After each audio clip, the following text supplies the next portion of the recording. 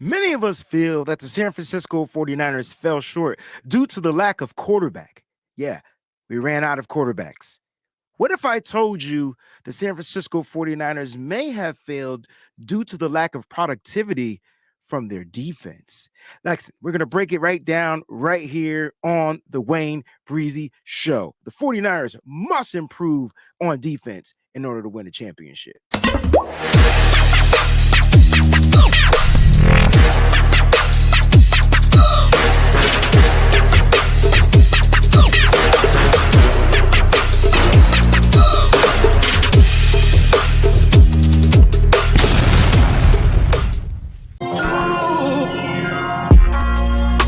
Breezy this, breezy that. They know I'm gold-blooded. I got the Niners on my back, you know. Breezy this, breezy that. Ain't nobody working like Breezy, and that's a fact. Overmotivated is an understatement. Gold-blooded to the core, got your squad hating. Breezy make it look easy. Breezy on everything like 05067 Wheezy. This is not a gang. Yeah, we faithful in every way. And even though we on the East Coast, very loyal to the Bay. Heavy red and gold every day. And if you really a Niner fan, I know you can relate. Applying pressure with this content like Smaller Bear. We not accepting no slander about Trey, so beware. I stay in exclusively Niner hats. And I always tell the truth, this exclusively Niner facts. Breezy this, breezy that. They know I'm gold-blooded. I got the Niners on my back, you know. Yeah. Breezy this. One time for the one time. It's your boy Wayne Breezy. It's Monday. I'm back. It's a new week. It's a new day. Shout out to everybody out there, man. I appreciate you guys for tuning in. Welcome to the Wayne Breezy Show. I got to give the foghorn. We got our first super chat contribution. And I told you the first super chat contribution before the super chat segment will get read firstly on the air. Here we go. Miss Jacqueline Knox is in the building. Hey, Breezy and Niner family. I hope you guys are having an amazing day.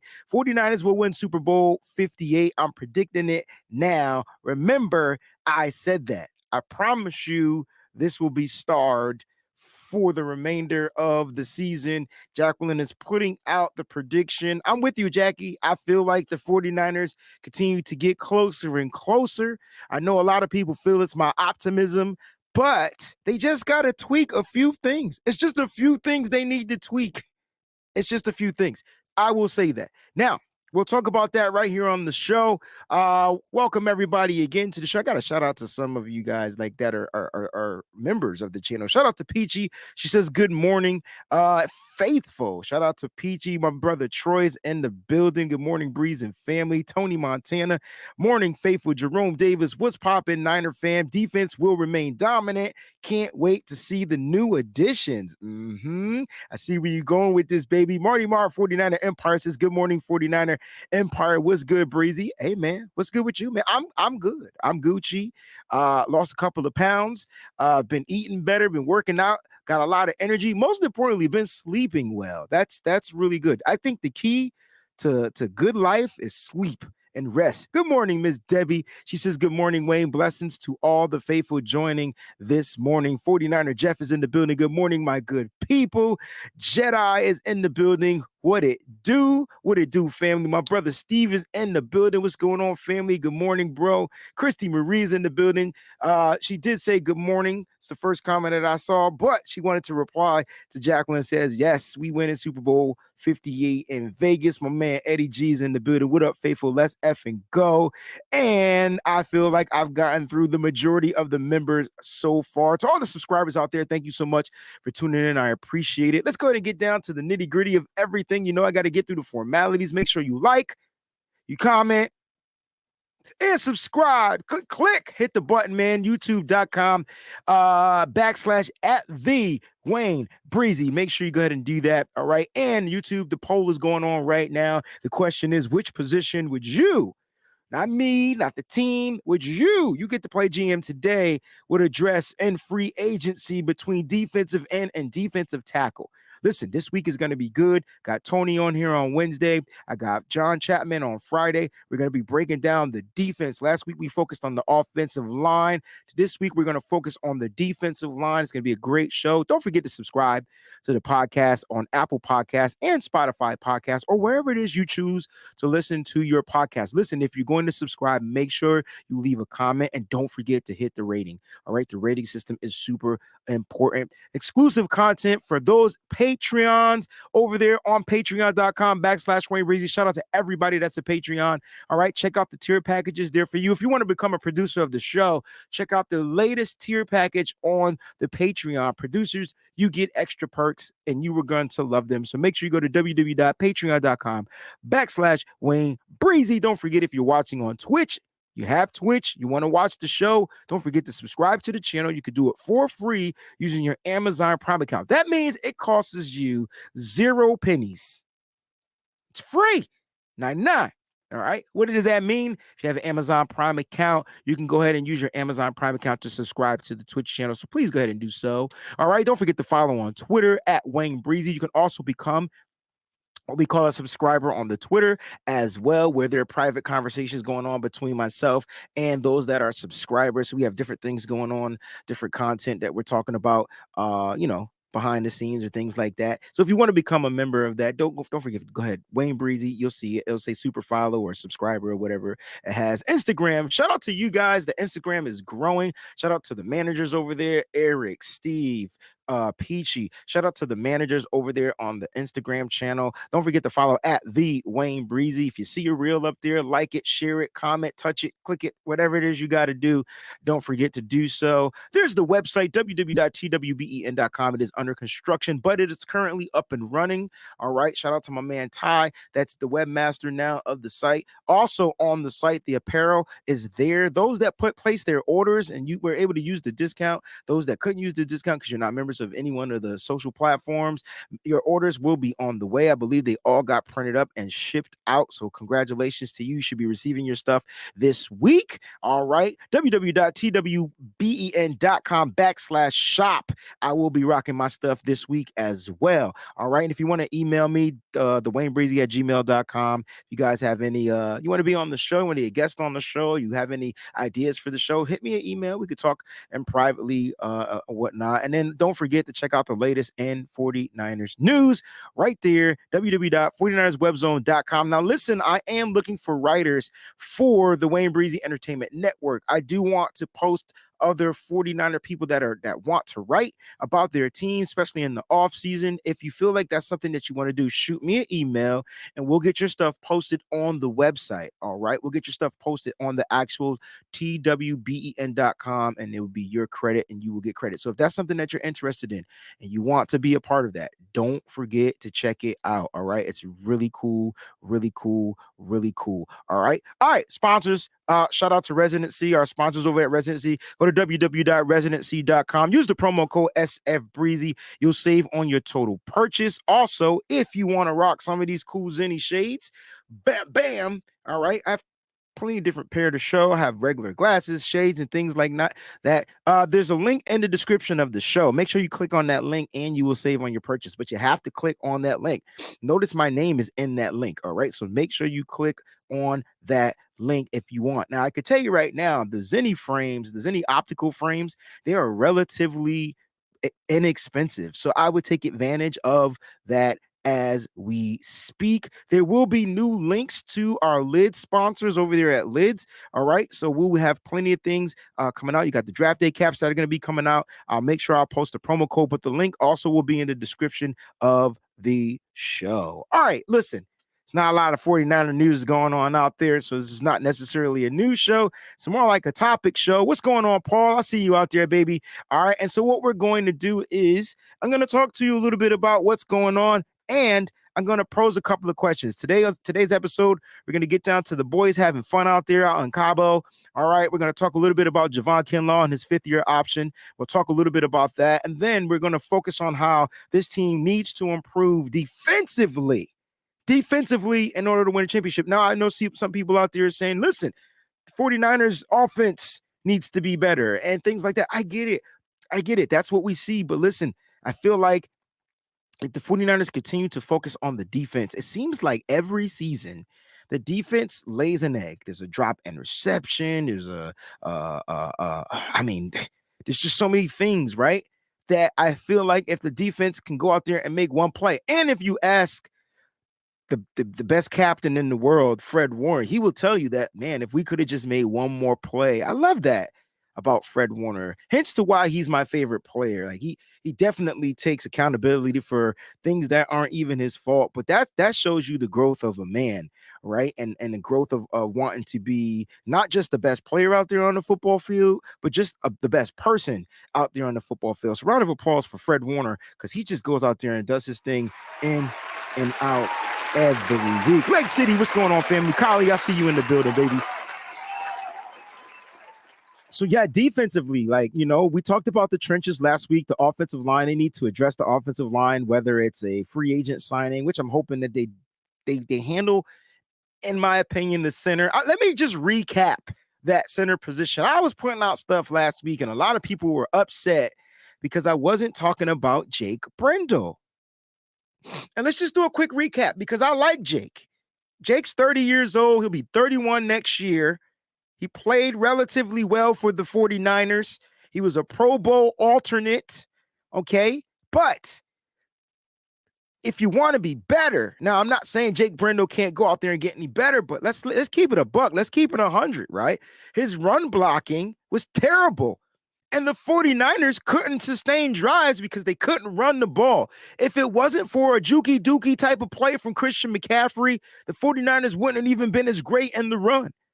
And it starts with the center position, because the center has to be able to get out there, crack block, seal, get to the second level, take out a linebacker. There's so many things that a center has to do in Kyle Shanahan's offense. It's all about athleticism. And I just think when it comes to running the ball, Jake Brendel didn't have it. Now, when you were talking about pass protection, he was damn near top of the top. He was cream of the crop. I get it. But the 49ers like to run the ball, and they like to sustain drives off of running the ball. And Elijah Mitchell couldn't stay healthy. And I want to know how much of that happened due to the simple fact, I mean, he was getting hit in the knee. But imagine if we just had a better center. Now, when you go back to the year prior to Jake Brendel, was Alex Mack. And we were running the ball down throats. I think we got to get back to that football. I think you improve. It's not taking shots at Jake. It's just more like they're better athletic centers that may be available. That may cost you a little bit less money, which money is always going to be a factor, correct? So if money is going to be a factor, and there's a guy out there like Garrett Bradbury, and you don't want to spend your money on the guy that I like and Connor McGovern from the New York Football Jets, because if that's the case, bring back Jake Brendel, even though I think McGovern is an upgrade over Jake. But the reason why I was sitting here I'm not moving on from Jake. He's a free agent. So I guarantee you, Pro Bowl alternate on his resume now, he's gonna demand a little bit more money. Which I'm not mad from Jake Brendel. Not mad about that. Hey, if there's a team willing to pay Jake some bread, he has a family now. I want him to go get the bread. Do I want him to re-sign with the 49ers? Absolutely. I like the continuity. I don't want to break it. I think the 49ers need to focus their attention on the center position more than the right tackle position. I do. But there may be upgrades out there, and the 49ers will have to take a chance on that. So if you want to get the best athletic center that's on the market, meaning guys like Alex Mack, guys like Weston Richburg, then you go after guys like Bradbury. That's all I'm trying to say. Former first-round pick. Hasn't really been that great with the Minnesota Vikings. Had to deal with a couple of injuries here or there. I believe he was playing better. Had that interception toward the end of the season last year. I think you go after that and you try to save yourselves a little bit of money. Now, I do know the 49ers won't be afraid to spend money on the center. They do it every time they need a center. All right. And so my man Symmetry comes in here. What's going on, Sim? He says Jason Poe is the answer. I mean, look, we don't know that. Just like we don't know if Trey Lance is the answer at quarterback. Why? And the only reason why I'm saying we don't know is because we just haven't seen it. That's all, bro. You know what I'm saying? Like we just haven't seen it. If we had a chance to see Jason Poe take reps in regular games opposed to just what we saw in practice, then maybe he is. And you know what? Maybe he is the answer. You know what I'm saying? The only thing is, it's just unknown. as of right now. Jason Pro wasn't drafted as a center. He was drafted as a guard. He's listed as a guard. He's been taking snaps as a center. I don't know. We don't know. All I know is the San Francisco 49ers on that offensive, just a quick recap from last week, start with the center, find the right tackle, boom. And now you still have your depth, right? And then you figure out ways to get better because you're only going into the new season with a Trent Williams, with a third year and Aaron Banks, a second year in Spencer Burford, and then those two holes. That's crucial. That's why I get why everybody wants to address the offensive line free agency. Now let's flip the script because we got to get into defense. And before we do, shout out to the 49er players out there, man. They're having a great time at the beginning of the offseason. I'm all about all work, and then you get to play when it's over, right? And so it's really cool to see the 49er players out there. I got a chance to watch on Debo's Instagram. He posted them going across probably the longest bridge I've ever seen in my entire life on some ATVs. I don't know if that would have been me, but they did it. They got across. They had fun.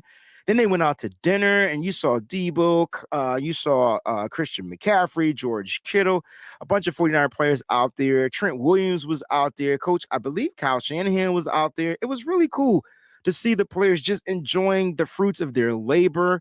Because when they get to work, when they get into the mindset of working, man, it's all that, right? It's no play, it's all work. You never hear anything typically about the 49ers in the offseason doing anything crazy, but they do like to spend that, what I call family time, where they continue to bond. And it was really cool seeing that because last season, we didn't really get much of that from Deebo Samuel. He was in a contract year. He was kind of distant. He was doing the things that his agent, told him to do. It's really cool to see Deebo out there with the boys, which should make to a better season going into next season. All right. And so, yeah, I really like that, the fact that the boys are out there being the boys and they just having a great time, because like I said, once we get down to May, it's time to get down to the nitty gritty. And when OTAs start, you're going to see this team be locked and ready to go, locked and loaded and ready to go. All right. Let's talk about Javon Kinlaw. Javon Kinlaw is going into his fourth season. Whew. The 49ers have the option to utilize their fifth-year option, okay, on Javon Kinlaw and Brandon Ayuk because they were first-round picks. Since we're focusing on the defense, let's talk about Javon Kinlaw, all right? Let's talk about Javon Kinlaw. Now, when the 49ers drafted Javon Kinlaw in the first round with the 14th pick, I was like, okay, I hate to bring up stuff from the past. It was more like, all right, we traded DeForest Buckner and then we tried to replace him with Javon Kinlaw. That, in layman's terms, that's kind of what it is. I know a lot of people who are saying Javon Kinlaw is a bust. What's going on, Bebop? And I get it. You know what I'm saying? Look, Steve, see you, Javon. I get it. Look, I get it. And there's not much I can say to defend the guy, mainly because he hasn't played enough. Javon Kinlaw's only played in 23 regular season games in 3 seasons. 23 regular season games in 3 seasons. The most he's ever played was his rookie season. And his rookie season, that's when he was the best. When he was available and he didn't have to deal with the injuries, which he did deal with injury a little bit in his rookie season, he was pretty good out there. So focusing on Javon Kinlaw, and you're probably like, well, why are we talking about Javon Kinlaw? Because the 49ers have to make a decision. This is how much it's going to cost the 49ers, $11.6 million if they exercise the option of that fifth-year option. It won't be paid this year. It would say that the 49ers will automatically be on the books in 2024 for $11.6 million for Javon Kinlaw. That's what that means. If you rewind to 2022 and to the 2023 season, right, the 49ers were on the books for $11.65 million for Mike McGlinchey. So Mike was going to he was going to get paid whether he played or not. It'll be the same scenario for Javon Kinlaw. And so the question out there, right, is going to be, will the 49ers utilize this option? And I don't think that they should. I really feel like they allow him to play his fourth season, which will be this upcoming season. Okay. And then if Javon Kinlaw, let's say he has a miraculous season. Let's say Javon Kinlaw has a miraculous season. Okay. Let's say he does. If he does have a miraculous season, then the 49ers can, he'll become a unrestricted free agent and next year, right? And then the 49ers can make him an offer. Now, I will say this. He might F the 49ers because there might be a different team that's going to pay him. But this is the gamble that you play when you're playing football. Okay. And listen, I think Kinlaw, I see a lot of people. Let me read some of your comments out there. I don't want you to guys think I'm just talking. Some people are saying he's a big fail. Kylie says, if the 49ers pick up Kinlaw's fifth-year option, I'm riding. Big fail from my man Kenny. It's crazy. What's going on, Dion? I see you out there, bro. Kinlaw got bad knees. If you want the context, because I was told that I have to start providing context. So if you want context on Javon Kinlaw, he has been dealing with the knee injury. That's been crucial. His knees have been terrible as an NFL player.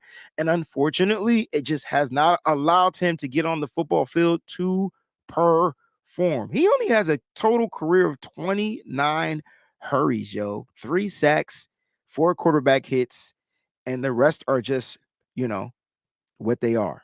Pressures. 29 pressures total. It's sad and unfortunate from a big fellow like that. Now, he's meant to be used in the run stopping game. But man, if you had to pick a player who graded the worst in the Philadelphia Eagles game, let's say you picked a defensive player that had the worst grade in that game, who would it have been? Now, on film, in my opinion, it looked like Javon Kinlaw. And I get it. He was double teamed. He was comboed. Like they were trying to take him out. Totally understand it. But man, he was all the rushing touchdowns, all of them. Dang. It was like they were from Javon Kinlaw. It's sad. It's unfortunate. It is what it is. Steve has a really cool assumption, and I wonder if this is what it's going to be. He says Kinlaw needs to just be a rotational piece. Don't need to see him there with the starters anymore. Yo, this is what I was saying last year, but the injury to Hassan Ridgeway was key. And Kevin Givens, in my opinion, just isn't that run stuffing defensive tackle that you need out there on your first, second downs. When you're trying to stop the run, when you know they're going to run, he's too light in the ass. Kevin Givens isn't that guy. And so when Javon Kinlaw being out there, you're like, yeah, they should be able to, situational. You're saying rotational. I'm more like situational. I don't even think he's rotational at this point. And it's not a shot to him. Last year, he just couldn't get healthy. Last year, he should have been situational. Unfortunately, the 49ers were also missing players on that defensive middle to where he had to be the starter. He had to be the starter. So I agree with Steve. Niner Gang Podcast says no fifth-year option for him. Let him go wherever he can go. But after this year, his time is up. Like I said, there's always look for the optimism in everything, right? I think you mentioned that, Dion. And so here's my thing. When it comes to Javon Kinlaw, there's a possibility, rotational, situational, starting. He has a phenomenal fourth year. Let's just say he does. Now the 49ers have to make that decision. Now, they already made the decision not to pay him that 11.6. But if he has that phenomenal year, there's going to be a team that's going to go out there and that's going to say, let's say he finishes with 9 sacks. Let's say he finishes with 9 sacks. Let's say he gets another interception, which he had in his rookie year. He had a pick 6. To be exact. Let's say he finishes with a phenomenal year as one of the top defensive tackles in football.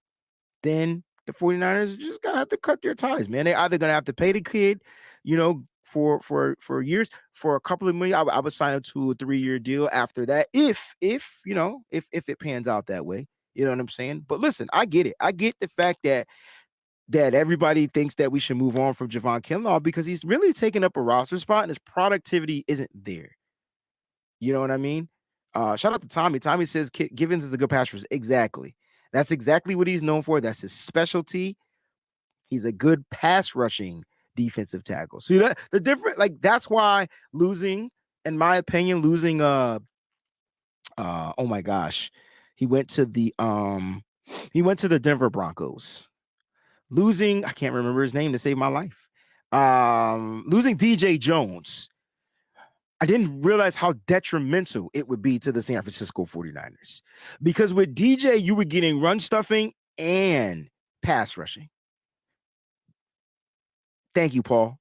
Thank you, Eddie. Thank you. You were getting both. I don't think Kinlaw is tradable, if that's who you're still talking about out there. I don't think he's tradable at all. I don't think he's put up anything that makes a team say, oh, I want him. I'll give you. I don't even think teams would give you, I mean, a 7th round pick. It's almost like if they cut him, if the 49ers decided to cut Javon Kinlaw, I mean, they would get hit with a little bit of the bread money. You know what I'm saying? Let me see if I can find his contract up here. I'm looking for it right now as we speak. So Javon Kinlaw, let me just highlight him real quickly. All right, so he's set, all right, to make he's gonna get a $2.7 million signing bonus. His salary is $2.2 million. Okay, and so guaranteed at signing would be close to $5 million. They would take a huge hit if they cut him. Yeah, they're not gonna cut him. If anything, they would try to trade him.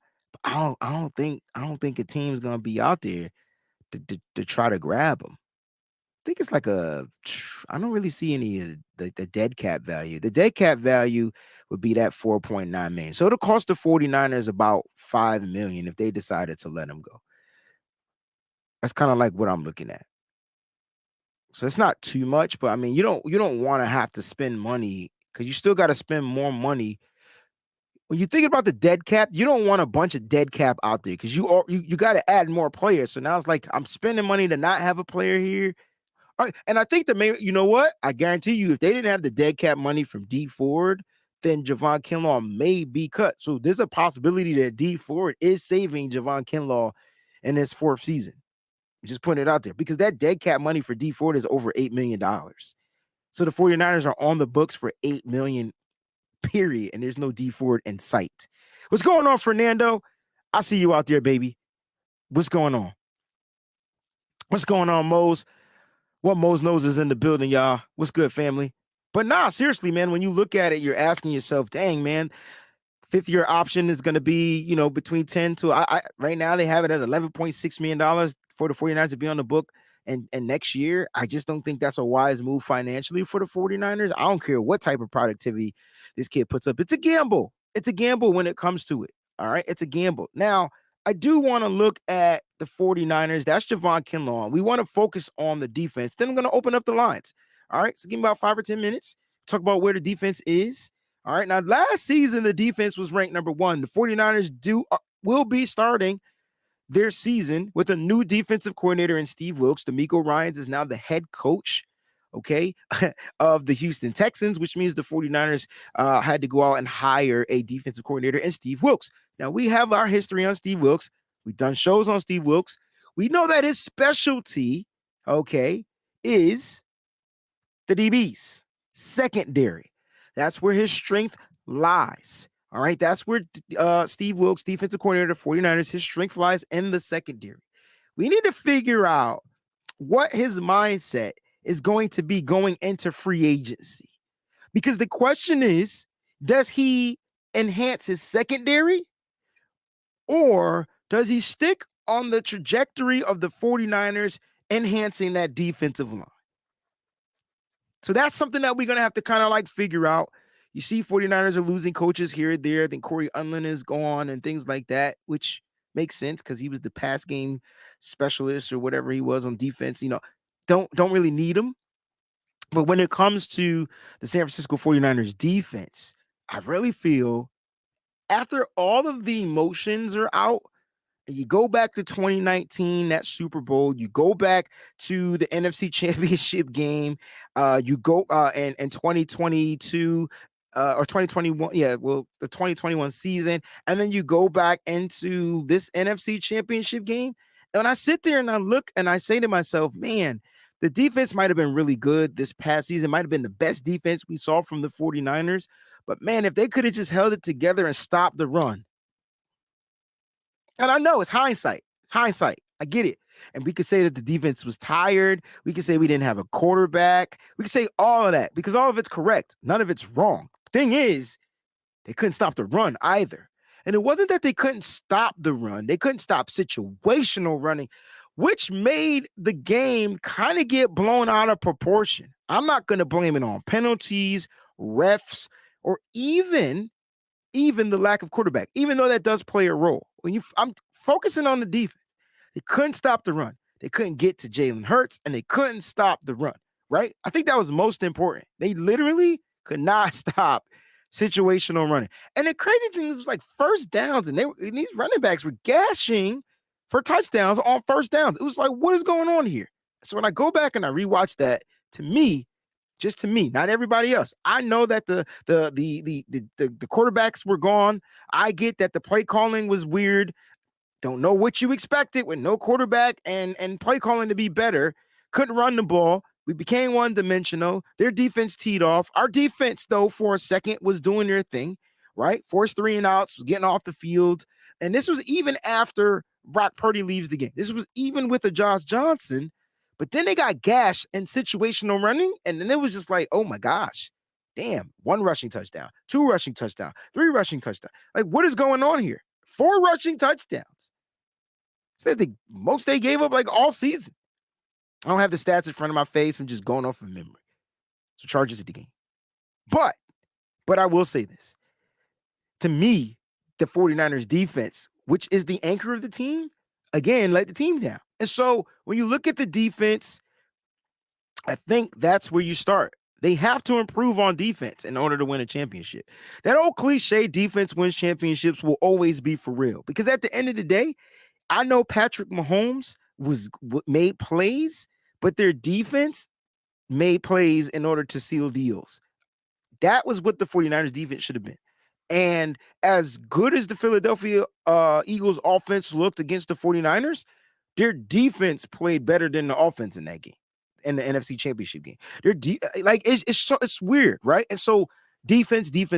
Got to continue to build off of the D. Like, that's super important, right? Continue to build off the D. When I look at the 49ers defense, I say to myself, all right, who do we have to build off of? Okay, you got Nick Bosa, best defensive player of the game. Eric Armstead, savvy vet. Fred Warner, probably one of the best players in football, hands down. Will be a Hall of Famer without a doubt in mind. There's no doubt. If there's a player like Fred Warner is almost like a player coach. Like, he's a coach on the field. He's graduated to that level. Players want to play for Fred Warner. That's how great he is. Dre Greenlaw, Talanoa Hufanga going into his 3rd season. We should see some improving from him as well. But man, dude made All-Pro and Pro Bowl his 2nd year and was getting burnt. Just to put that out there. Not a shot at him. Just putting it out there. Like, we saw some negative plays, some bad plays from him, some bad reads, some bad communications. But overall, he was one of the best safeties in football. And then you got Charvarius Mooney Ward out there in the corner. In my opinion, a lockdown man-to-man who's learning the concepts of zone. Now, when you look at Steve Wilks, he's a heavy zone guy. He makes sure his defenders are smart and they know exactly the space that they need to be to make plays on the ball. It's going to be very interesting. But that's what the 49ers have to build off. And if you ask yourself, who's the best player on this, it's subjective. But I think everybody's going to go with the defensive player of the year. I forgot Lenore. I didn't forget about him, but it was more like, I wonder where he's going to play. So you know what? Let's add Lenore to this list. Let's do it. Shout out to Symmetry. add Diamador Lenore to this list. It's not a shot at him. I don't know if he's going to battle for quarterback 2 or nickelback. It's kind of like why I left him off this list. So I'm going to put him on this list because he is another person you can build off of. To me, he had a tremendous second season. Whoa, the improvement from him was amazing. So my apologies for leaving him off the list. Lenore, you're going on the list. Shout out to Symmetry for bringing that up. I did the edit, the autocorrect, and it called him Commodore. The Amador. I think I spelled it right. All right, so the Amador Lenore and the Amador Lenore. I think that's how you spell it. I hope that's how you spell it. Anyway, yes, the Amador Lenore. Those are your 1 and 2. So your cornerbacks, boom. And I thought the Amador Lenore played well in zone and struggled sometimes in man. Sometimes in man. But like I said, we're going to see me too. Me too. Me too. If you're still talking about Diamador Lenore, he definitely is a rising star in the NFL. And this year, I think you're going to get to see the strengths of Diamador Lenore with Steve Wilks. This is going to be the Steve Wilks hire is dope because he'll be able to trust his defensive front coaches, Johnny Highland at the linebackers, Chris Kosaric on the defensive line. Like, those are the guys that make up those 2 levels. Let him focus on what his strength is. That's why I said free agency is going to be very interesting. Does he bring in a safety? Does he bring in another corner? Don't know. Me personally, you address the damn line. But I agree with you, Symmetry. I think he's going to be a star. That list, though, right there is a tough list, but it's not enough because the depth, there's a lot of players no longer that's going to be with the 49ers. A lot of players are free agents, and there are some that they're going to bring back. I'm going to list some of the free agents, right? Samson Ebukam, Kerry Hyder Jr., Kevin Givens is a restricted free agent. T.Y. McGill's unrestricted. Charles Omenihu, Jordan Willis, Aziz Al-Shaair. Okay, just looking at these names. Okay, looking at those names, it's some tough names. Tashawn Gibson, Jimmy Ward, Tarvarius Moore, key free agent pieces from that San Francisco 49ers defense, which means they're going to be losing a lot of depth. And how are they going to replace that depth? That's going to be the question. That's like the $1 million question because last season they tried to replace the depth with defensive linemen, and at the end of the day, it ain't look good. Like the linemen didn't look that great. It just didn't. So I'm saying that to say this. Nick Bosa, in my opinion, Nick Bosa is the best defensive player for the San Francisco 49ers.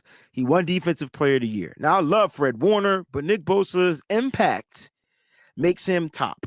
When you're getting double teamed and triple teamed and chip blocked and all that type of stuff, and you still find a way to be the sack leader of the NFL, like that lets you know that you're standing above and beyond other players in the NFL. And it's not like he was up there against some of the weak guys. Like, he was up there against some of the cream of the crop in the NFL. Like, real talk. Nick Bosa. So, if Nick Bosa is the best player, where are the 49ers the weakest? And to me, it's the defensive line. I'm going to have Tony on here on Wednesday. And I can't wait to hear what he has to talk about when it comes to the defensive line. I'm going to have John Chapman on here Friday. And I can't wait to creatively tries to figure out how to improve this 49ers defensive line via free agency, via draft. So listen, I got some heavy hitters coming on here this week. Okay. Mondays and Wednesdays and Fridays. All right. Now, when you look at this defensive line, Nick Bosa is where you gotta build. I'm looking at all those players to build off of, and I think those players are good, but where are the 49ers lacking? Defensive line, pressure. I don't care if you're getting pressure from the inside or the outside. Check the poll question. If you guys didn't participate in the poll question, I see about 81 votes out here right now. Make sure you go ahead and take the vote. Also, don't forget to hit that like button. We're not done yet, but don't forget to hit the like button. I will be opening up and inviting you on the show in about 2 minutes, so get ready. Defensive end, defensive tackle, okay? You got to start with the line because the wars are won in the trenches. I don't give a what side you play on. It's won. The games are won in the trenches, right? Defensive line. Nick Bosa, Eric Armstead are your pillars. Now, who's going to be surrounding those guys? And in my opinion, you got to get one of those players some help. Me personally, I want to help get some pressure from the interior. So if I had to pick one of the positions to vote on for me, and I'm not trying to swindle any of your votes or sway your votes, for me it'd be defensive tackle.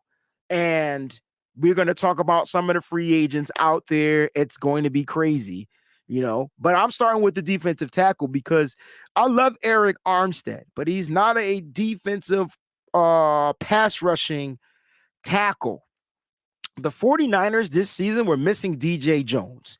They have to find a way to sign somebody that can give them DJ Jones productivity at the starting position from the defensive tackle. I believe they could supplement on the edge. They can find somebody else. They can develop. They can do things out the edge. They can get creative on the edge. They can't really get too creative in the middle. It's big guys. Now, this will help Javon Kinlaw in his fourth year if they can get a guy that's a solid starter that is going to command attention from the offensive line, right? Now, when Javon Kinlaw comes in a game, he'll be fresh and so forth, and he'll be able to be that rotational player that Steve was talking about earlier in the show. So I feel like you start with the interior. All right, you start with the interior, you find a way, and you already know my number one guy. If I'm the 49ers, I'm going to get Daron Payne. I thought we would trade for him last year. It was either him or the kid from the Carolina Panthers. Now, I don't know if the Panthers franchise tagged Derek Brown. It's the fifth-year option for him as well. I do not believe they offered him a contract extension. Please look out for that name, Derek Brown, defensive tackle. As a matter of fact, here's the thing. Here's a cool fun fact. The 49ers, you know who they wanted to draft at defensive tackle the year that they traded? DeForest Buckner. The year they traded DeForest Buckner. Do you know who they wanted to draft at defensive tackle? Put in the chat who their draft crush was and replacing DeForest Buckner. Let's see if you guys know. First person that pops it up, I'm going to show it. But don't forget, keep his name out there just to see what happens. I do believe the Carolina Panthers would be silly to not find a way to utilize him. And there it is. And I was waiting for the first one to pop up with the name. Shout out to my man, Eddie G. Air horns for you, baby. He was selected before the 49ers picked. And then they ended up going to the Javon Kinlaw route. All right. Hurricane 774 too. Yes, Derek Brown. That was the guy. And I feel like Derek Brown fits. He fits. The 49ers did have DJ Jones, and they had some rotational players that they felt probably, were going to be able to supplement on that defensive line. But Derek Brown was the guy. Now, I tell you what, Eric Carr, you got it right as well. Kentuan Bomber. Nah, he wasn't the dude. It was Derek Brown from the Carolina Panthers. Now, I brought that name up because our new defensive coordinator is Steve Wilks.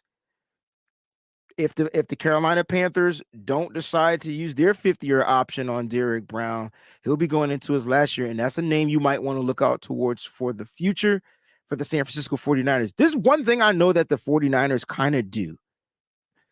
They find a way to get the players that they wanted in the draft a little bit later. George Odom, Oren Burks. Those were all in the years of Fred Warner and those players are now 49ers. Just let that sink in. They figured out Christian McCaffrey. They wanted to draft him. Unfortunately, they tried to build in the trenches. They got now, and guess who's a 49er? Christian McCaffrey. They find a way to get the player that they want a little bit later out there. Shout out to everybody out there, man. Everybody wake up.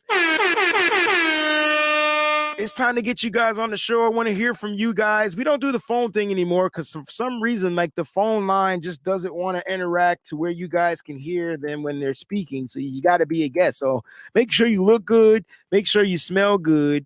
and all that good stuff. I don't know why you need to smell good, but make sure you do so. All right. So go ahead. There's the link in the chat if you want to jump on the show. We're talking about the 49ers and what they must improve on defense in order to win a championship. So that will be the question that you guys get to talk about. Again, I'm going to limit you guys to 2 minutes apiece. All right. I miss having you on here. I miss hearing from you. That's Mondays. Since Mondays are my solo shows, Mondays are the days I'm going to open it up to you guys. So we're doing some switcherooing around. So I hope you guys are rocking out. Shout out to everybody that's here. Don't forget to hit that like and subscribe button. Let's get my man Eddie G. You are on the Wayne Breezy Show. What's going on, baby? What's up, Wayne? How you doing, brother? I'm doing real good, man. I'm doing good. It's about 3 weeks, 4 weeks, 3 weeks, since that crushing loss. But I tell you what, it's time to figure out ways to move forward. And that's what we're doing right here, man. So how you doing? I'm doing good, man. I'm doing good. I'm missing football already. Miss We it all already. Since you're on the show, did you get a chance to watch any of the XFL games? I watched a little bit. I did watch a little bit. Me and my son did. We watched a little bit. I was trying to let him know what it was before it came back, and it wasn't the greatest hit. But there was some good plays that were being made out there. They had, Okay. I saw The Rock's little motivational speech before, and That was cool. he's trying to get them fired up and let them understand that they could use this as a step stool. So yeah, I watched a little bit. I might watch some this next weekend too.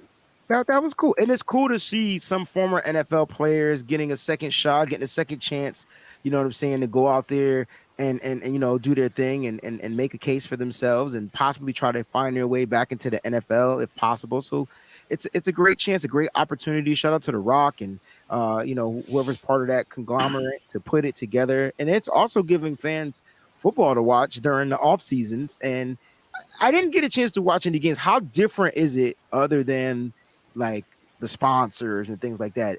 Are the rules the same? Is it the same amount of players? Is it the same type of watching an NFL game? Yeah, it's pretty close. It's not not too crazy. Not like I don't think it's like they did when they did it the first time around. When Vince McMahon came out with it, and That's what I'm asking. Yeah. So that turned me off. yeah, Period. I haven't even. I mean, it was on TV, and I was just like, I'm not interested because if it's the same as was before, I can't get into it. So you're saying it was different, so that's cool to know. yeah, it was actually pretty. It was good. They're using different color schemes and stuff, trying to pop, and yeah, Josh Gordon caught a touchdown. He did. Okay. He was in there. So, but no, it was a good start. I think it'll be interesting to kind of pay attention to and see what they can do with it. All right. I'm definitely gonna check it out this weekend, this upcoming weekend. All right, let's talk about the 49ers defense. We're gonna focus this week on the defense. I need to know from you how the 49ers or what the 49ers need to do to improve on defense because they're losing a lot of players, they're losing a few starters, you know what I'm saying? They're losing a lot of depth, and there were only like 7 or 8 names, not enough to even fill a defense that I mentioned. So let's talk about that, man. I want to get your take on it. Well, I'm with you with the Steve Wilkes hire because this is, how many these past couple of years we've been talking about our secondary and building that up, and it's obviously gotten better. Who knows what it could have been if Mosley didn't go down? I think that changed a lot, but I think he comes back. You bring him back and let him work with Wilkes and let Mooney work with Wilkes too. I think that'd be good for him too. But I'm with you, D tackle. We need someone. I'm really, really interested to see what Kalia Davis can do. Oh yeah, he's got that DJ Jones build, and coming out. Not having DJ was a big deal for us. Huge deal. I don't think we really realized after he went to Denver what we were really losing. Because good point, man, that the pressure up the middle just didn't seem like we weren't getting it. And I was hype on Kinlaw too, and I was hoping that this was going to be the year that he see a change and that knee would be okay. And man, he was getting tossed by Jason Kelsey in that NFC Championship game. Literally, he was up off his feet. I know. And it's not like we all saw that video that Steph Sanchez had of him in where were they, up in Colorado, where he was walking across the field with no shirt. We're like, look at him, he's a monster. But man, it just hasn't panned out. And Yeah, I mean, it's one thing to be like weight room strong and then yeah, football strong. yeah, Because football yeah. applies physics and different ways to, the smallest player in football can move a 300-pound lineman. Like it's super easy. Like it's how they utilize their weight. They use hmm the opposing team's weight. I think Their you did it. leverage, yeah, the Yes, leverage, yeah, yeah. And so, it's unfortunate that, that and his health, I feel like yeah, were two of the things that kind of like, and his productivity. Like he just wasn't able to be on the football field due to health. And then he was out there, he couldn't produce and he just didn't look good. And it was just like, dude, how many? I mean, the 49ers by contract, right, will give him a chance this year. yeah. They can eat 5 million, I believe, on the cap or something like that, or the dead cap money that it'll cost them. But look, man, Javon Kinlaw has a year to come out there and prove himself. But the question is, will they bring in somebody else? And that usually lights a fire on under certain people behind. So it could be a good thing. They got to bring Yeah, in competition for Kimmel. and I like what you said about where Steve Wilkes is coming from and where Derek Brown is currently. There could be a connection. It could be. Hey, bring it on. I'm okay with that because he looked real good for Carolina. He really did. And yeah, he was the one that it was between him and Javon. They were going back and forth, and I thought they were going to take Derek Brown. And when they said Javon Kinlaw, I was like, okay, I wasn't unhappy with the pick, but it was just that knee issue has just been lingering so bad. And I feel for him. The guy's he's trying, but how can you be that big with a knee that hurts that bad and try to move 300 some odd pound offensive lineman out of your way to get to a quarterback? Mhm. So I don't know. And like I said, I'm really hoping we're going to lose a bunch of guys. I think Symmetry said it in the chat. Omenihu, I would love if he would stay, but I think he's going to get picked up. Somebody's going to pay him because he started getting a lot better, pass rush wise, and I started liking him a lot. So I don't know. We're going to lose a lot of guys. I think there's going to be a lot up in the air, unfortunately, with this defensive line because the depth is big. It's big, and we saw what the Eagles were during the season. They had, what was it, 4 pass rushers with double digit sacks. Yeah. But I don't know. I don't know what happened to them in the Super Bowl. They weren't anywhere to be found. But I, mhm. I think I that don't had to know. do with some of just Patrick Mahomes' magic, just being Yeah. able to get rid of the ball quickly. I mean, that's kind of what it is. You want to negate the pass rush, you get the ball. You Oops, get the sorry. ball out of the quarterback's hands quickly. And I think that was why a lot of 49er fans were so upset with Kyle Shanahan on that play call. Cause it's like, dude, they got the most elite pass rushing game in the NFL. Why are we developing this long play action pass play? I think that was the biggest issue. You know what I'm saying? Yeah, yeah, it was. It was that play. I know I don't want to get in depth on that play. That play, there were so many things that could have happened. Yeah. I I mean, mean, you were the first one to point it out because I didn't see it. The first thing I thought was that, like, how are you going to have Croft on Reddick, and then you pointed out he could have stepped up in the pocket. There were so many things on that play, right. I so mean, many things. the But play by design was supposed to work, but the yeah, thing is, if you didn't factor in Reddick's ability, which was different because I didn't watch Reddick line up that far outside in the Super Bowl. So no, that no, lets you know that there was a one up. Like Reddick just read his scouting report. It's like, I can beat Tyler Croft. Let me yeah, get some leverage and speed on the outside. I'll find a way to bend, get around them, yeah, and possibly make a play. It was just a lot of stuff. We're not going to focus on that, no. but I got to get the other guys on here. I do appreciate you for jumping on, man. Hey, man. Hey, good to see you. Thanks, Eddie. Been a while. Haven't been able. Work's been crazy, but Understood. looking forward to this offseason, bro. I'm ready. We need to. What do we got? Combines in less than 2 weeks. Combine is in 2 weeks. It's next week, isn't it? Are Combine you starts going? next week. I haven't decided yet. I'm tired of traveling. I don't blame you. I don't blame you. You were doing a lot of travel. I didn't. Bro, I'm traveled out, man. Like I never thought I could be traveled out. I'm traveled out.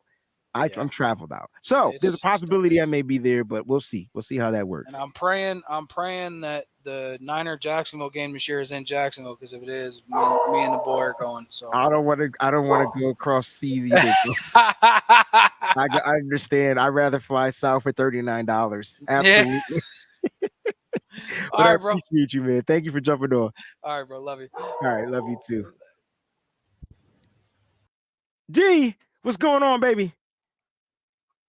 I think you're on mute because your smile is good, but I can't hear you. Appreciate it, man. How you doing? I'm doing good, man. I'm doing real good, man. How's all is well with you?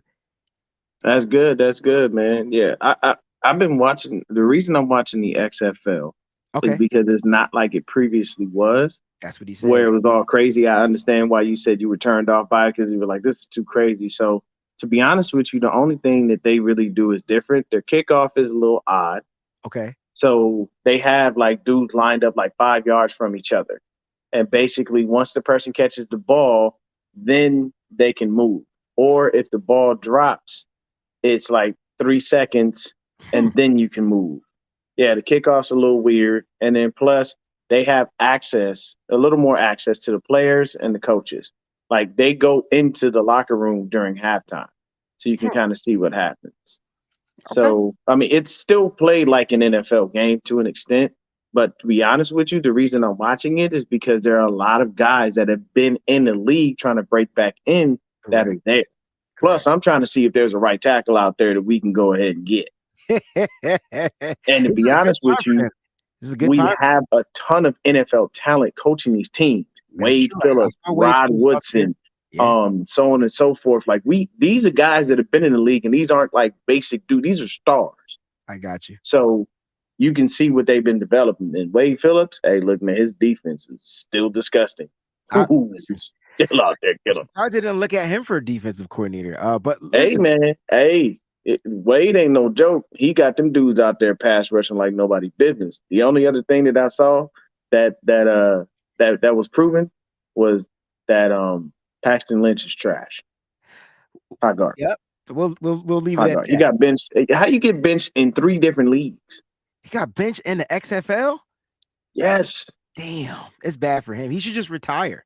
Like you gotta let that dream go. Like if there's a national flag football league, possibly that might be his route. I don't know. That's still not gonna be his. He probably get benched there too. I'm sorry. And that too. Black Connection has this thing. He says, get some defensive tackles. And I'm glad that he put this out here, because I need to ask you, what are you trying to fix on this defense? Because in my opinion, this is where they're taking the most hits. I do know that they need to improve the offensive line. Clear as day. We have nothing to worry about. But the rest of the pieces on the offense are pretty much sound. They got plenty of weapons. Don't think they need to add a different weapon. They might need to add another tight end, but that's another show. Defense, though, they're losing some depth, key depth, and like I would say 2 starters. Tashawn Gibson, Jimmy Ward, those are starters. They're gone. They're free agents. We don't know if they're coming back, but as of right now, they're gone. He says get some defensive tackles. Do you agree with this? Because I want to get your thought on this. See, because I'll explain where I stand, but I want to know if you agree with get some defensive tackles. Keyword meaning some.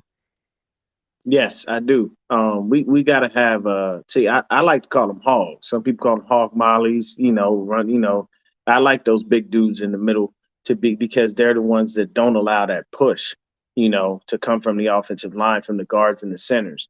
So we do need to get somebody. I've said this before, I'll say it again. Nothing personal against Javon Kinlaw. I hope that man figures out whatever he needs to figure out. I hope that he does go elsewhere and he winds up successful. Hopefully he has a good year for us this year, but a 5th-year option is just not an option. The man, unfortunately, has not been able to stay healthy. He has not been on the field. And I don't care how much talent you got. If you ain't on the field to showcase it, don't mean nothing. Mm-hmm. That's just it's at the end of the day, people have to understand the league still is a business. And business is based on performance. If you ain't perform, you think if I go to my job or I go work here, go work there, and they say, and I'm always calling in sick. I'm always late. I don't do my job right. I'm messing up things. You think that it's a point where they're going to look at me and go, yeah, we're going to promote you to customer. because this ain't gonna work. Yes. Why? I'm not doing the things that I've been asked to do. Sorry, he has not been able to pull that off. And it's nothing against him personally, but it is what it is. But we should be able to find some people out there to be able to pay and get some things going in our direction. Um, I hope Kinlaw has a resurgence, but you can hope on a lot of things. But I do feel that the defensive tackle position is something we do need to address because opposite Eric Armstead, there isn't anybody else that's able to be a run stuffer and pass rusher. Like you need to be able to pull off both, and we don't have that guy. I agree with you on your assessment of Kevin Gibbons. He is a little light in the you know what, and It's a little bit. That run stuffing ain't his thing. Pass rushing, yes. So I think that's good. I'm telling you right now, bring Tayshaun Gibson back. We all know Jimmy Ward gone. He didn't show his versatility. There's going to be a team out there that's going to pay him. I'm calling it right now. I'll probably see him in Houston with D'Amico. They got enough money. So, they could throw him a bag and say, hey, Jimmy, come on over here. He's got familiarity. I love the Steve Wilks hire. I think that makes our DBs elite. We already have the best D-line coach in Chris Kasarik. So I think those dudes, that added combination of making the DBs even better than they already are and trying to re-sign Emmanuel Mosley. I know it's kind of hard because you don't want to lowball anybody, but he did get injured, so you can probably try to get him for the low.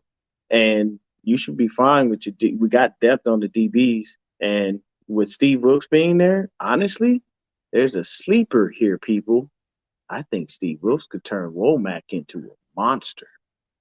He's already got a lot of the ability. He has all of the tools that Wilks likes in the DB.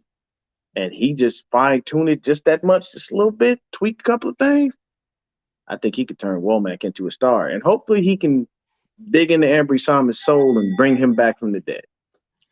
Yeah, look, the 49ers, I like what you said about those DBs.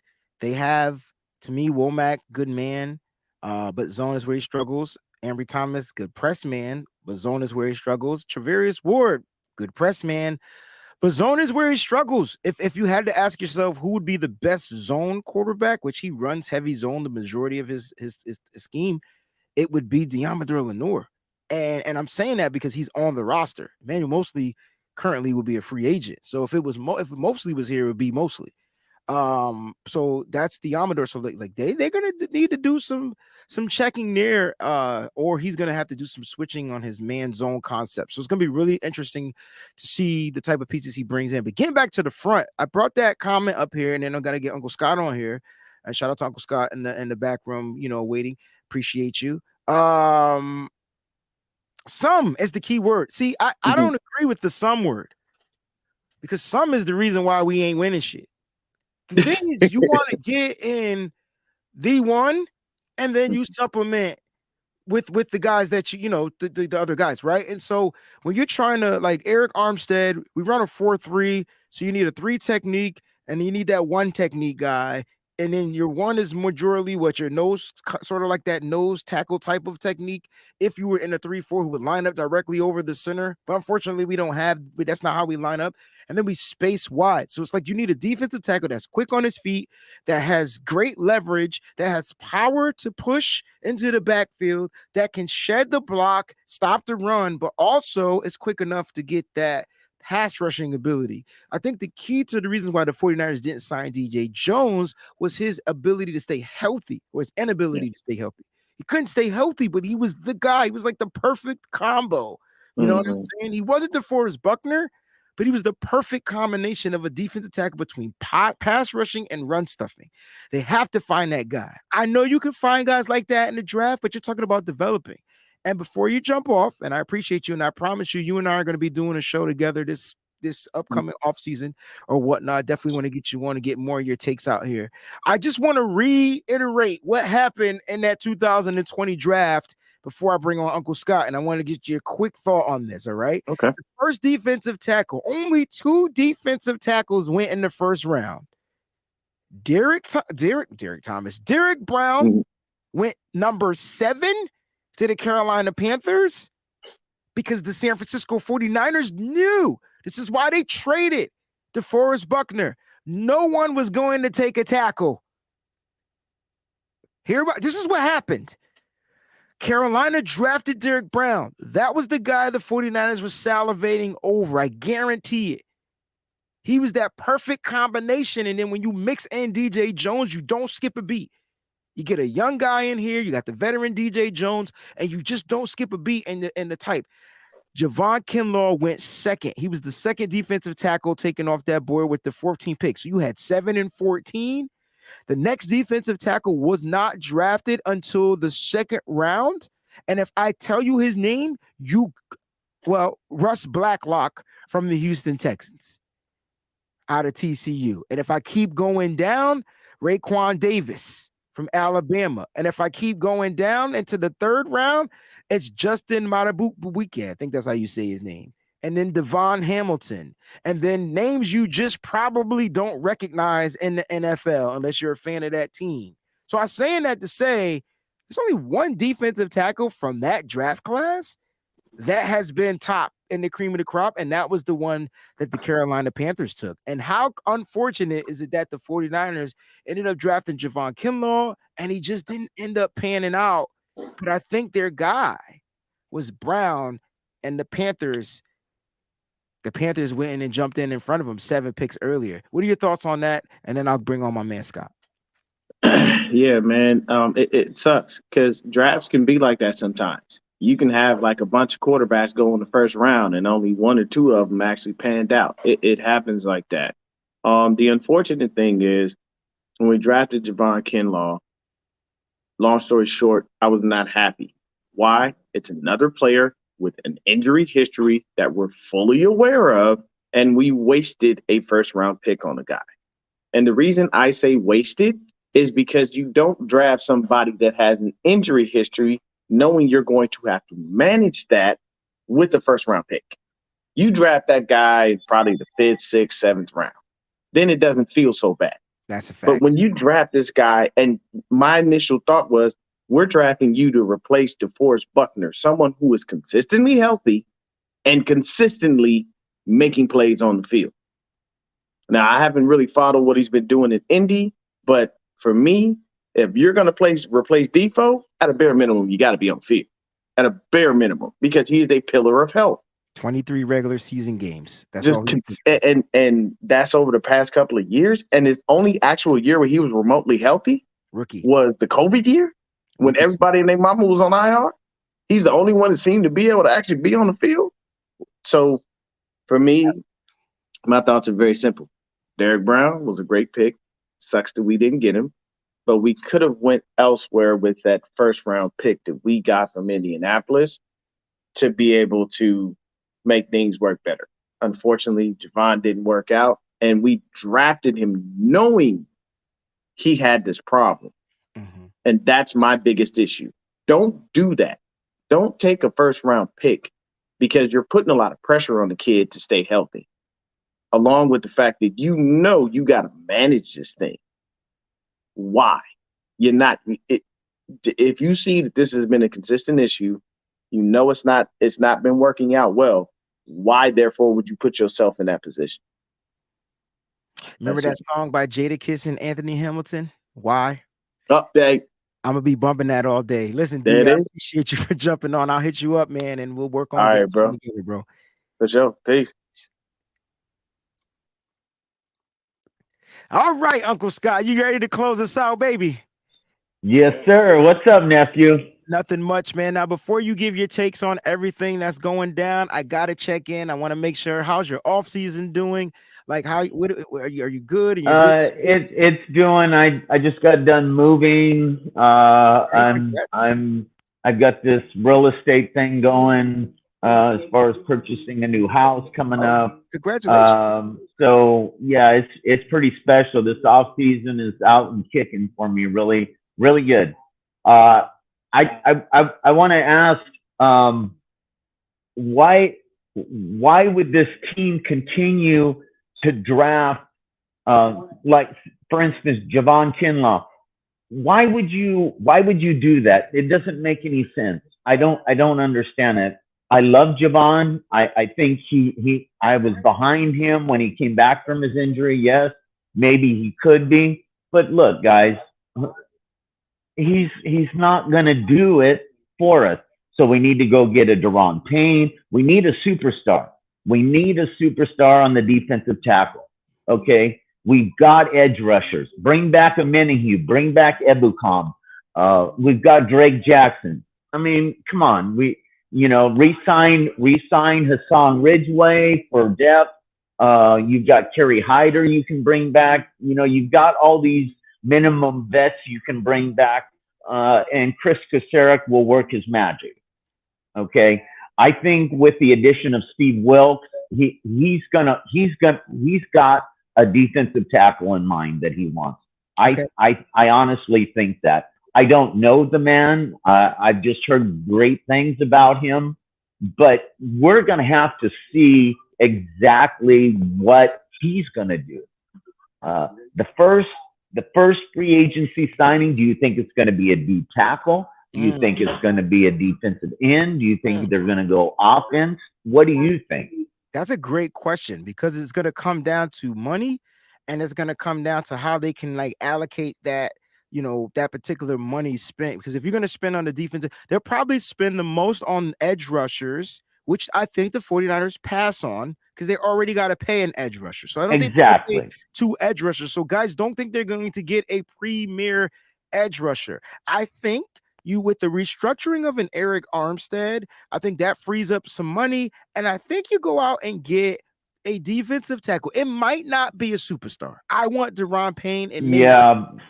But it may be a person that can do what DJ Jones did.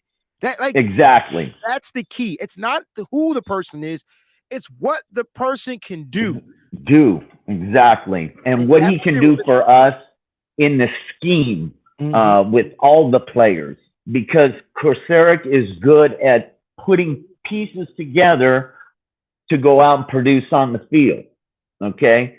But he needs some more, I want to say, more ability versus being off the field due to injury. Okay, we need to really focus on durability. We're getting killed. We're getting killed with these injuries. I mean, unfortunately, Javon, he's not going to be back in his 5th year, but him as a fill-in piece with the new defensive tackle that's going to take his place, I think he's going to show out a little bit more. Yeah, I can feel it. I think we're going to get, knowing that his job's in jeopardy, I think we're going to get a little bit better. But he could be a depth piece. I know Javon was signed 1st round, going to be our dude, blah, blah, blah. Yeah, it didn't work out. I think you hit the nail on the head.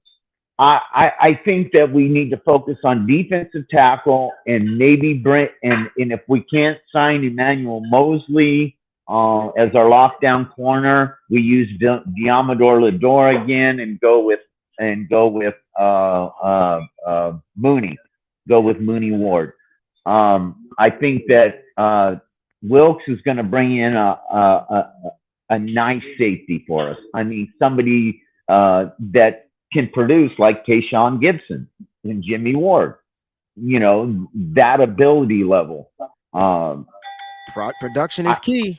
5 interceptions. Production is, and I think Wilks is going to focus on that. I just want to see. I want to see what this cat does. Because he's got the best defense to work for. He didn't have to put pieces like he did in Carolina. He's got pieces. He just has to add 1 or 2 more, and he has his defense for 2023. So I know we're talking about defense, but I wanted to go to the offense real quick. For sure. I think they need to bring in a top center and maybe re-sign McGlinchey. Because if they had a top center, they could re-sign McGlinchey unless he prices way out. But, I know the reports on McGlinchey. Let me just give you a little preface on him. He's probably like the top 2 tackle on the market, like top 2. And because of that, his price is up. Now, I know from us, He doesn't look like a top tackle in the league, but overall, he's a top tackle in the league. And that's not saying that there's bad tackles out there. No, his grades improved a little bit. Like his play improved on Right. the football field. And so and his pass protection. Now he might have declined a little bit in the run game. I think that's more of a center thing. To where it helps and enables the offensive line to be better. But in the pass pro game, he did get a little bit better. So I think he prices himself out. I wouldn't oppose if the 49ers brought back in Mike McGlinchey. I just don't think if you're going to spend money on a tackle, is it going to be the right tackle or that defensive tackle that you're talking about? Like that, like Right. for me, I'm gonna say, look, McKivitz, you play well in a game or two, get out there and compete. I'll draft another player. Let's see what we can get out of McKivitz. Sign a center though. That way you're only focusing on one piece of that offensive line, which could be the right tackle, which is important. But if the 49ers continue to try to run the ball first, I think you can get away with a makeshift right tackle, have the solid center, the whole left line will be solid, your right guard will be solid going into year 2, and you only got to focus on that tackle spot. And I think between Jalen Moore, Colton McKivitz, and whoever it is that they draft, they can figure that out. That's just me personally on the offensive line. Cool. Hey, before I get out of here, I just want to say I'm gonna look for me next year on the road. It's gonna be Uncle Scott's coming to town. So that's what I'm talking about. I want to hang out with you and John for a minute. I hear John's a real riot. So he's the best person you I've both are, but ever met in my entire life, yo. John is great. Yeah. So I just want to give a shout out to the family. Everybody stay up. We're gonna have an awesome year. I say put Trey in at first, let Brock heal, and then bring him in later because we want to see what Trey's gonna do. Right? Yeah. That's what we want. We want Trey Lance to excel, but he needs reps. So I say playing through preseason, playing first 3 games, get him acclimated. By then, Brock will be good to go. And if he falters at all, bring in Brock. And no, we don't miss a beat. We don't miss a beat at all. But that's all I got, nephew. Peace to the faithful. Peace to you. Heads up, everybody. We're going to have a great off season. That's what I like to hear. Thanks, Uncle Scott. Peace out. Woo! That's it, man. That's it. Now I see people who are asking how can they get on. Listen, I tell you what. I have guest hosts on Wednesday and Friday. And if there's time toward the end of the show, we'll open up that you guys can come on and speak. But when I put the link out there, I'm only going to put it out there once. You gotta click on that link, and then I'll get you on. These shows have to be in that 60-minute format. We're a little bit over today, which is fine. I don't mind. Shout out to everybody that's been tuned in. We got to get to that poll question because it's very interesting. And I wish I could know your context behind your answer. You typically in a poll question, I can't get the context, but the question was, all right, which position group would you address the most in free agency, defensive tackle or defensive end? And with 60% of the votes today, 60%, we had 117 votes. I hope I have 117 likes on this show, right? With 60% of the votes, you guys said defensive tackle. Round of applause out there. And so, David, I see you asking. You can definitely try to come on Wednesday or Friday show if you're available. So keep those dates, keep those 2 days in mind. All right. Now listen, defensive tackle for me would be the position that I would go with. Now, the 49ers do have Kalia Davis, who's going to be on the upcoming and the rising and developing. But remember, he hasn't been in camp. He hasn't played. He hasn't done anything. So it's going to take him a minute to get himself right. I do like that he was coming out of college compared to the DJ Jones role. I do agree with that was his comp. Okay, that was his comp. So we'll see. We have to wait and see how he's going to be. But the 49ers, I do believe that they'll tender Kevin Givens and find a way. They'll bring him back. Remember, he's a restricted free agent, so he'll more than likely 9 times out of 10 be back on a team cost friendly deal. All right, so Kevin Givens will be back in the rotation, but again, he's more of a specialist. And I was saying that I was saying to John Chapman, the 49ers need to figure out and get some specialists. What do they do the best? Get that. Put them out there, let them focus on that one thing. So we'll see. Defense wins championships. This is a defensive week. Can't wait to have my co-host on here this weekend. It's going to be an amazing week. Love you guys. Stay up. Stay faithful. I don't believe I missed any super chats out there. Thank you guys that do give super chats. Truly appreciate you. They help the stream. They help the show. They help me continue to produce great content. So if you guys feel like you want to give a super chat, be my guest. If you want to give a super thanks, that's something like after the show, you can click on super thanks and you can give in that way too. There's also the Venmo and the Cash App and the description of the show. All right, if you want to help out with the channel and support the channel, I appreciate you guys. Again, we'll be back on Wednesday, same time, same place. Actually, there's going to be a special show on Thursday. I have a special guest coming on. Jake Vogel is going to be coming on. We're going to be talking about some of the draft picks and things like that. If you don't know who he is, make sure you go ahead and check him out there on Twitter. Give him a look. It's going to be a great show. It's going to be a special show airing at a special time on this upcoming Thursday. All right. Can't wait to get to it. Stay up, stay faithful. Thanks for watching.